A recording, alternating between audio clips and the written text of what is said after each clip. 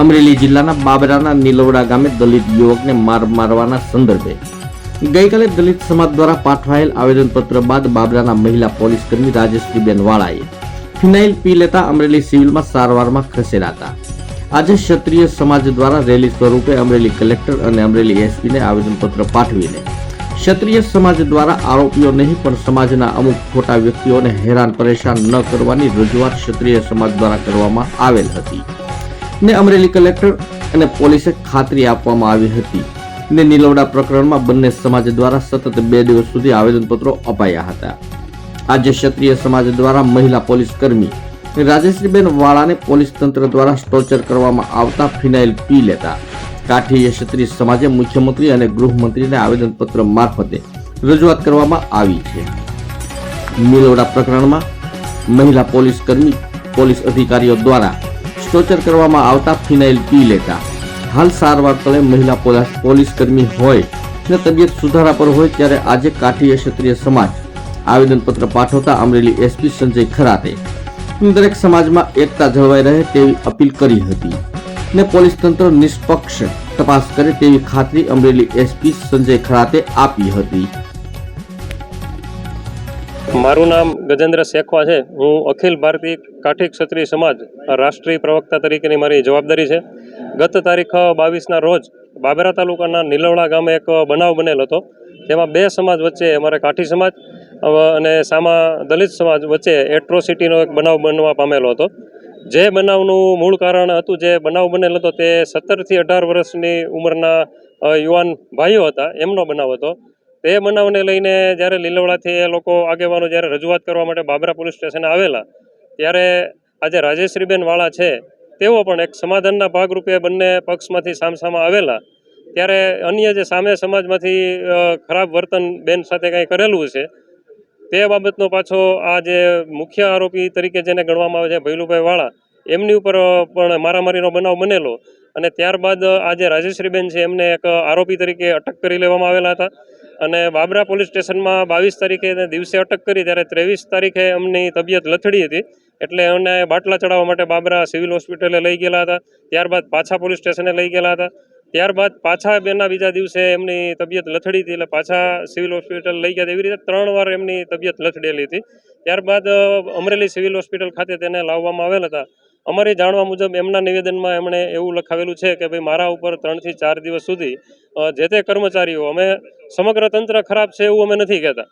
પણ આખા તંત્રની અંદર કોઈ 1-2 કે 2-5 અધિકારીઓ કદાચ ખરાબ હોઈ શકે કે બેન ઉપર અત્યાચાર કર્યો હોય કે એમના પરિવાર ઉપર અત્યાચાર કર્યો હોય તો અમે સાહેબ શ્રી એસપી સાહેબને એવી વિનંતી કરી છે કે તે આની તટસ્થ તપાસ કરવામાં આવે અને ઉચ્ચ કક્ષાએ આની રજૂઆત કરવામાં આવે અને આગળના સમયમાં જે આ ખોટા અમુક જે કાયદાનો જે ગેરઉપયોગ કરવામાં આવે છે તે બાબતથી પહેલાં યોગ્ય તપાસ કરીને પછી આરોપી તરીકે કોઈપણનું નામ એફઆઈઆરમાં દાખલ કરવામાં આવે એવી રજૂઆત પણ અમે કલેક્ટર સાહેબ મારફત મુખ્યમંત્રીશ્રીને રજૂઆત કરેલ છે તથા હર્ષ સંઘવી સાહેબને પણ રજૂઆત કરેલ છે કે ગુનાના સકંજામાં એન કેન પ્રકારે કોઈને પ્રેશર કરીને કોઈ એક સમાજ 2 સમાજ વચ્ચેનું જ્યારે કોઈ ઝઘડો હોય તો એક સમાજ વચ્ચે મોટું ટોળા રૂપે આવેદન દેવામાં આવે, માની લો કે રજૂઆત કરવામાં આવે તો એના પ્રેશરના ભાગરૂપે જ્યારે કોઈ અધિકારી તાત્કાલિક પકડીને એ કેસ માની લો કે જલ્દી સુલઝાવવા માટેથી નિર્દોષને જે ફિટ કરવાની જે એક સિસ્ટમ છે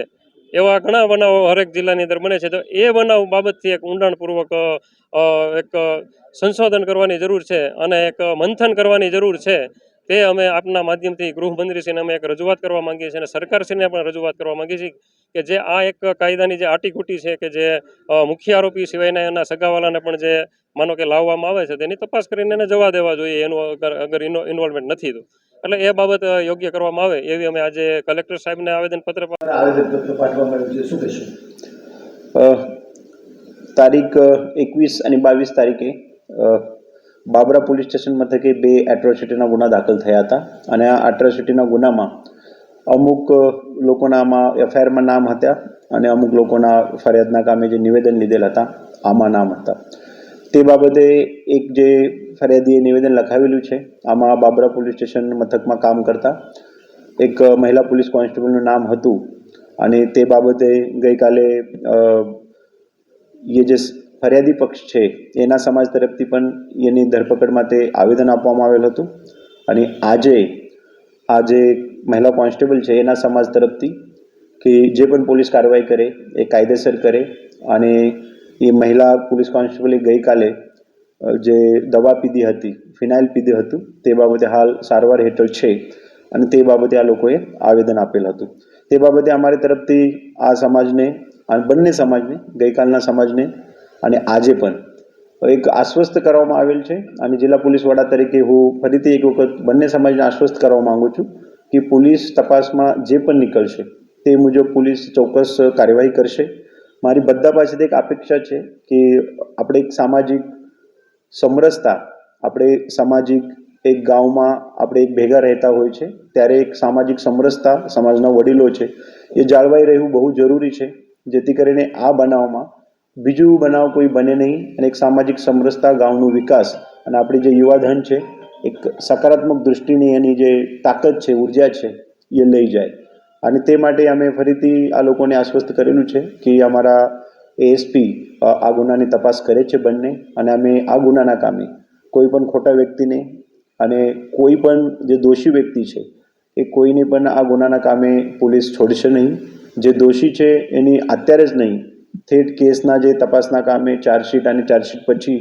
જ્યારે કેસ ટ્રાયલમાં ચાલશે ત્યાં સુધી અમે છેક સુધી લડીશું. અને આમાં જે પણ પુરાવા છે એ પુરાવા વૈજ્ઞાનિક પુરાવા છે, બાકી મૌખિક પુરાવા છે,